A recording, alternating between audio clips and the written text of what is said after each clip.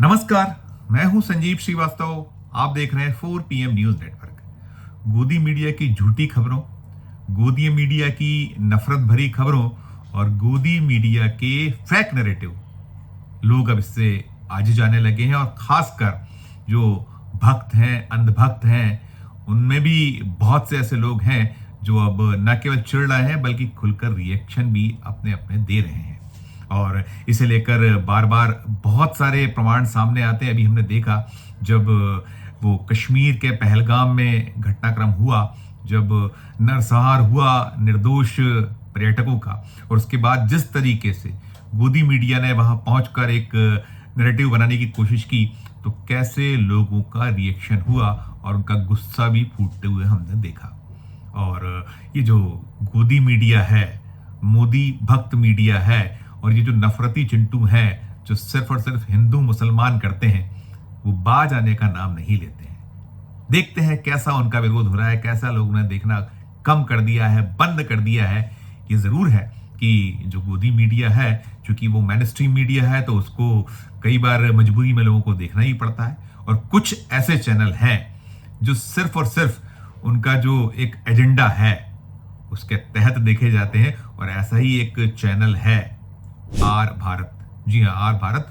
बड़े प्रसिद्ध पत्रकार हैं अर्नब गोस्वामी, वो उसके कर्ता धर्ता है, और उन्हीं ने इस चैनल की नींव रखी और इसे पोषित, पल्लवित और इसे फ्लोरिश किया। और बेशक बेशक एक बड़ी संख्या उनके अपने जो दर्शक वर्ग हैं उनकी है। और ये है भी कि दो धड़े होते हैं, कोई बहुत प्यार करता है तो कोई बेहद बेहद नफरत भी करता है। और जब नफरत का इजहार होता है तो हम देखते हैं क्या क्या कैसे कैसे होता है, और कितनी उसको लेकर भद्द पिट्टी है, उसे लेकर कितना आपके जो है आप कंडेम्ड होते हैं, कहीं ना कहीं आपको कटघरे में खड़ा किया जाता है। तो ये सब तो चल रहा है लगातार। और मैं जो अर्नब गोस्वामी है उनकी बात इसलिए कर रहा हूं कि अर्नब गोस्वामी को लेकर एक ऐसी प्रतिक्रिया सामने आई है, मैं आपको बताऊंगा पूरी की पूरी प्रतिक्रिया। वो शायद सपने में भी नहीं सोच सकते हो कि ऐसी प्रतिक्रिया भी सामने आ सकती है। और मैंने जैसे कहा कि अर्नब गोस्वामी को सुनने वालों का एक क्लास है, उन्हें सुनने पसंद किया जाता है। और इसलिए किया जाता है कि वो जो जिस एजेंडा को लेकर चल रहे हैं उस एजेंडा को कहीं पसंद करने वाले लोग भी हैं देश में, और उनकी संख्या काफी बड़ी है। जिस तरीके से देश में 80-20 और जिस तरीके से एक जो ये हिंदू मुसलमान चल रहा है, और सब कुछ उसी के इर्द गिर्द सिमटा हुआ। हम देख रहे हैं कि जब से नरेंद्र मोदी जी देश के प्रधानमंत्री बने हैं और जैसे जैसे वो आगे बढ़े हैं, तो ये स्थितियां और बद से बदतर होती चली। अब तो ये होड़ मच गई है कि कौन कितना बड़ा हिंदुत्व का पैरोकार हो सकता है, कौन कितना बड़ा सनातन का झंडा बरदार हो सकता है। इसी में सब कुछ चल रहा है, इसी के इर्द गिर्द सब कुछ है। अभी जब पहलगाम की जो मैंने जो घटना का जिक्र किया, उस घटना के बाद क्या कुछ प्रयास हुए, देश ने रिजेक्ट किया, तो ये सब तो चल रहा है। और जिस मैं मसले की बात करने जा रहा हूं, एक बहुत बहुत ऐसे अफसर हैं, रिटायर्ड अफसर, मध्य प्रदेश के जनसंपर्क महकमे से रिटायर हुए हैं, और नाम है लाजपत आहूजा साहब। और वे बहुत संजीदा अधिकारी हैं। उनकी अपनी एक जबरदस्त जो पूरी सेवा काल रहा है, वो जनसंपर्क महकमे में मध्य प्रदेश का जो जनसंपर्क विभाग है, जनसंपर्क संचालनालय है, उसके डायरेक्टर पद से रिटायर हुए। और कई उसके बाद भी अहम पदों पर रहते रहे हैं। कुछ जो है उनको रेक्टर रहने का मौका मिला है। माखनलाल जो चतुर्वेदी पत्रकारिता विश्वविद्यालय है, राष्ट्रीय पत्रकारिता विश्वविद्यालय, उसके रेक्टर रहे हैं, और कई जिम्मेदारियां उनके पास रही। और वो संघनिष्ठ अफसर के तौर पर कहीं उनकी पहचान की जाती है। वो हालांकि बिल्कुल उन्हें ये ठीक है कि उनके ऊपर ये एक छाप है, लेकिन कार्यों में बहुत ऐसा परिलक्षित नहीं होता दिखा है। हम लोगों ने उनसे बहुत लंबे वक्त तक हमारा उनसे नाता रहा, चूंकि हम जर्नलिस्ट हैं, मध्य प्रदेश से हैं, और बड़े स्नेहशील, बड़े जबरदस्त पढ़ने लिखने वाले, और एक ऐसे अधिकारी रहे वो कि पूरे दौर में उनकी जो कार्य करने का जो तरीका था उसकी सराहना होती रही। और अलग बात है, अपनी अपनी विचारधारा होती है, और उन्हें राष्ट्रीय स्वयंसेवक संघ से जोड़ा जाता रहा है। और कुछ है कि सबकी अपनी अपनी विचारधारा होती है, उस हिसाब से सब कुछ होता है, लेकिन कार्यों में बहुत परिलक्षित कभी नहीं हुआ। ये मैं अपने अनुभव के आधार पर कहता हूँ, मुझे भी 38 साल जर्नलिज्म में हो रहे हैं और उनका बड़ा स्नेह भी रहा। अभी जब ये मैं बात कर रहा हूँ तो बात सिर्फ इसलिए कर रहा हूँ कि लाजपत आहूजा साहब ने आज एक एक्स, जिसे हम ट्वीट कहा करते थे, वो किया है। और वो जो एक्स है, उनका एक्स, बहुत उसमें कुछ जो बातें लिखी हैं वो काबिले गौर हैं और वो अर्नब गोस्वामी या उनका जो आर भारत चैनल है उससे जुड़ती हैं। तो है ये मसला कि उन्होंने, जो लाजपत आहूजा साहब हैं, यहीं भोपाल में बसे हुए, रिटायरमेंट के बाद काफ़ी वक्त उनको रिटायरमेंट का हो चुका है, और उन्होंने जो एक एक्स लिखा है उसमें उन्होंने बूजो अंतिम यात्रा पर रवाना हुआ, इस शीर्षक से उनका एक्स है। आज ही अब से कुछ घंटों पहले आया है जब मैं वीडियो बना रहा हूं। और ये जो बूजो है, बूजो उनका बेहद बेहद प्रिय डॉग था और एक परिवार के सदस्य की तरह था, और हम बरसों से उनके पास देख रहे थे। उसने पूरी अपनी आयु सीमा की और आयु सीमा पूर्ण करने के बाद वो चला गया। तो वो उन्होंने लिखा है आज इस बारे में, उसमें है कि रात 1 बज रहा है, थोड़ी देर पहले बूजो, हमारा डॉग, हमारे परिवार का सदस्य, अपनी अंतिम यात्रा पर रवाना हुआ है। और इस बारे में तमाम वो जानकारी दे रहे हैं कि वो जो बूजो है, वो उसकी क्या कुछ उन आपस में जो परिवार है उससे उनका कितना परिवार का उनका अपना चाहता था, और कैसे वो उसने, और हमने कहा ना कि हमने बहुत बार उनको उनसे जब मुलाकातें होती थी, कभी कभी घर भी अवसर मिलते थे तीज त्यौहार पर जाने के, तो उसका एक अलग अंदाज होता था और बहुत इस तरीके से वो मिलता था जैसे कोई एक, आप परिवार के सदस्य की जो बात करते हैं उसी तरह का कोई एक आभास होता था। तो वो सारा कुछ बताते हुए, सब कहते हुए, और एक जगह पर जो लिखा गया है जिससे ये खबर बन रही है, उद्भुत हुई है, खबर बनाने का जो एक मौका मिला है, वो ये है कि वो लिख रहे हैं कि लाजपत आहूजा साहब, पूरा एक लंबा उनका एक्स है, काफी लंबा। उसमें जो सबसे मार्के की बात है, जो खबर है, वो खबर ये है कि आहूजा साहब कह रहे हैं कि समाचार की दुनिया का आदमी हूं, पता नहीं उसे अर्णव गोस्वामी से क्या चिढ़ थी। जैसे ही वे ये कहते थे, यानी जैसे ही अर्णव गोस्वामी अपने जो उनका चैनल है उस पर कहते थे नेशन वांट्स टू नो, तो बूजो भौंकता था, यानी वह भौंकता था, ऐसा उन्होंने लिखा, और कमरे से उठकर चला जाता था। कल्पना कीजिए क्या लिख रहे हैं लाजपत आहूजा साहब, समाचार की दुनिया का आदमी हूं, पता नहीं उसे अर्नब गोस्वामी से क्या चिढ़ थी।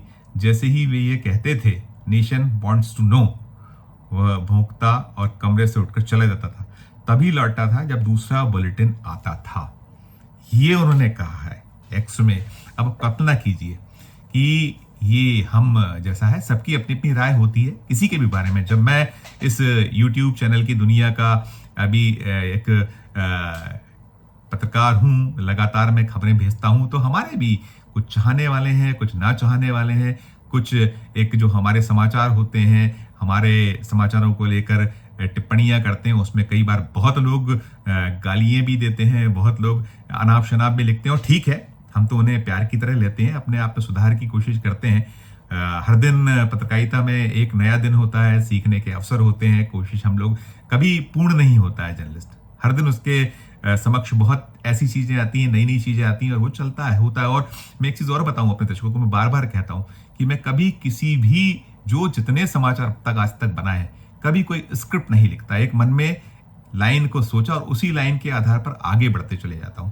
तो कई बार होता है कि कुछ फंबल्स हो जाते हैं, कई बार जो आप सिलसिला होता है, वो फ्लो होता है, उस फ्लो में कुछ चीजें यहाँ वहाँ छुटपुट होती हैं। आमतौर पर बहुत हम कोशिश करते हैं, और हम भी हाड़ मास के पुतले हैं, गलतियां हो सकती हैं, होती हैं, और हम तो सदा सदा कहते हैं कि हम तो निष्पक्ष हैं, हमारा किसी से ना कोई प्रेम है, ना कोई पूर्वाग्रह है, एक निष्पक्षता के आधार पर अपनी बातें रखते हैं, आगे बढ़ाते हैं, जो हम समाज में देखते हैं, जो लगता है कि नहीं ये सचमुच आप दर्शकों तक पहुंचाने के लिए खबर है, इसे पहुंचाना ही चाहिए, बार बार कोशिश होती है। और हमारा तो वैसे भी टैगलाइन है जित सच की, और हम इसको लेकर हमारा जो चैनल है, हमारे जो संपादक हैं संजय शर्मा, आप उन्हें देखते हैं रोज, आप उन्हें, आज जो उनमें झील है, हम बरसों से वो जर्नलिज्म कर रहे हैं, और आप वो उसी अंदाज में पेश आते हैं। और अभी जब कुछ जो कुछ हमारे साथ हुआ तो उसको भी देखा, कैसे सामना किया, और अंत में हमें सफलता मिली।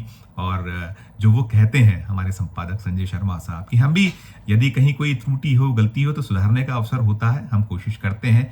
हमारा किसी के ठेस पहुंचाने या किसी को अनावश्यक टारगेट करने का कोई मंतव्य ही नहीं होता है। और वो बार बार कहते हैं कि सरकार जो बताए वो खबर नहीं है, सरकार जो छुपाए वो खबर है। तो यही सब है, इसी के इर्द गिर्द समाचार की पूरी दुनिया है, समाचार जो जगत है। और हम देख रहे हैं कि अब कैसे विश्वास टूटा है लोगों का। ये गोदी मीडिया, जो मेन स्ट्रीम मीडिया, कहाँ क्या हो गया, अब तो ये भी देखने को मिल रहा है। दूरदर्शन, जो भारत की सरकार का एक प्रमुख माध्यम है, संचार का माध्यम है, सूचना का माध्यम है, वो क्या हो गया, क्या बातें होने लगी हैं। बहुत हमने देखा है, याद कीजिए सलमा सुल्तान और कौन कौन उस दौर में समाचार वाचिकाएं होते थे, आज तक हम उन्हें याद करते हैं। उनके समाचार पढ़ने का तरीका, बहुत सादगी, सब तरीके से प्रस्तुति होती। लेकिन अब क्या हो रहा है, दूरदर्शन जैसा जो एक, जिससे उम्मीद की जाती है कि सही खबरें पहुंचाए, निष्पक्ष रहे, लेकिन वहां भी सब कुछ हो रहा है। तो ये एक जो क्षरण है, संवैधानिक संस्थाओं का क्षरण हुआ है। ये जो माध्यम है सरकार के, जो सबके लिए है, सरकार तो आती जाती रहती है, जो एक यहाँ नींव डाल दी गई, जिस तरीके का एक स्थितियां बना दी गई हैं, वो बहुत कष्टप्रद है।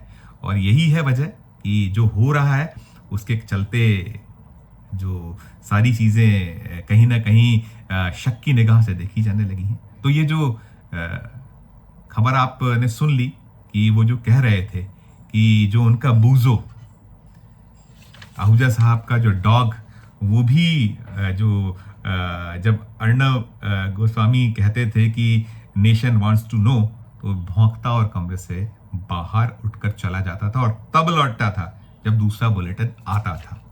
तो ये है समाचार की दुनिया के जो एक तरफा बात करने वाले लोग, जो नफरत फैलाने वाले लोग, या जो सिर्फ और सिर्फ एक गोदी मीडिया का रोल प्ले करने वाले लोग, उनके बारे में इस वीडियो में इतना ही। आपकी अपनी क्या राय है? ये जो जिन्होंने लिखा है, ये मध्य प्रदेश सरकार के एक बड़े पद से रिटायर हुए अफसर हैं, और जैसा मैंने कहा, संघनिष्ठ, जिन्हें राष्ट्रीय स्वयंसेवक संघ के करीबी अफसरों के तौर पे गिना जाता रहा, उनकी ये जो डॉग की कहीं जो उन्होंने मनोवृत्ति बताई, बहुत कुछ कहती है। टिप्पणी कीजिएगा, और खबर अच्छी लगे तो चैनल को लाइक कीजिएगा, सब्सक्राइब कीजिएगा, ज्वाइन का बटन दबाइएगा, तो और हमारी हौसला अफजाई होगी। प्यार और स्नेह बनाए रखिए और देखते रहिए 4 PM न्यूज नेटवर्क। धन्यवाद, नमस्कार।